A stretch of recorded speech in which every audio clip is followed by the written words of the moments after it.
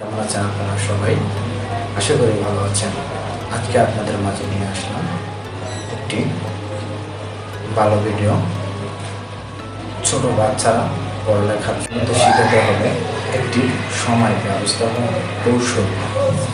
ছোট বাচ্চাদেরকে কৌশল শিখাতে হলে আমাদের প্রতিনিয়ত তাদেরকে গাইডলাইন করতে হবে। একটানা পড়াশোনা না করে 25 মিনিট একটি ছেলে বা মেয়ে 25 মিনিট পড়াশোনা করার পরে 5 মিনিট সে যদি বিরতি দেয়, তার মাইন্ডে ফ্রেশ মাইন্ডে আবারও পড়াশোনা করতে পারবে। টেকনিক হলো একটি সময় ব্যবস্থাপন কৌশল, যেখানে 25 মিনিট পড়াশোনা করতে 5 মিনিট বিরতি দেওয়া হয়। এটি মনোযোগ ধরে রাখতে এবং স্ট্রেস কমাতে সাহায্য করে।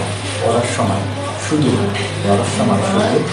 বই না পড়ে সক্রিয়ভাবে পড়ার বিষয়গুলো নোট নেওয়া, প্রশ্ন করা এবং বিষয়গুলো নিজের ভাষায় ব্যাখ্যা করার মাধ্যমে শিখতে হবে।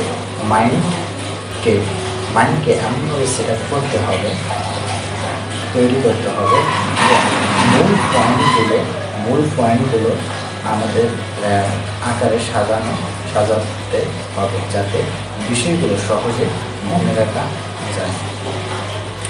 অনেক বড় বড় বিষয় একেবারে পড়ার চেয়ে ছোট ছোট বিষয়ে বিষয় অংশ করে বিরতি নিয়ে পড়ার বেশি কার্যকরী। এছাড়াও পুনরাবৃত্তি করলে বিষয়টি আরও ভালোভাবে মনে থাকে। যে কোনো সবচেয়ে গুরুত্বপূর্ণ বিষয়গুলো পড়া উচিত। সময়ের সীমাবদ্ধতার কারণে সব কিছুই করা সম্ভব না হলে সবচেয়ে গুরুত্বপূর্ণ যে পয়েন্টগুলো, অধ্যায়গুলো অগ্রাধিকার দেওয়া। পড়ার সময় একটি নিরিবিলি জায়গায় এবং সেখানে মনোযোগ সক্রিয়ভাবে করতে হবে।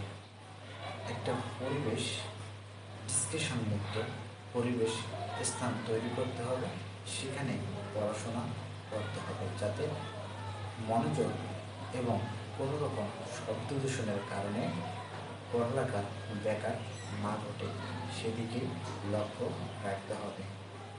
এই ভিডিওটি ভালো লাগলে একটি লাইক, একটি কমেন্টস করবেন।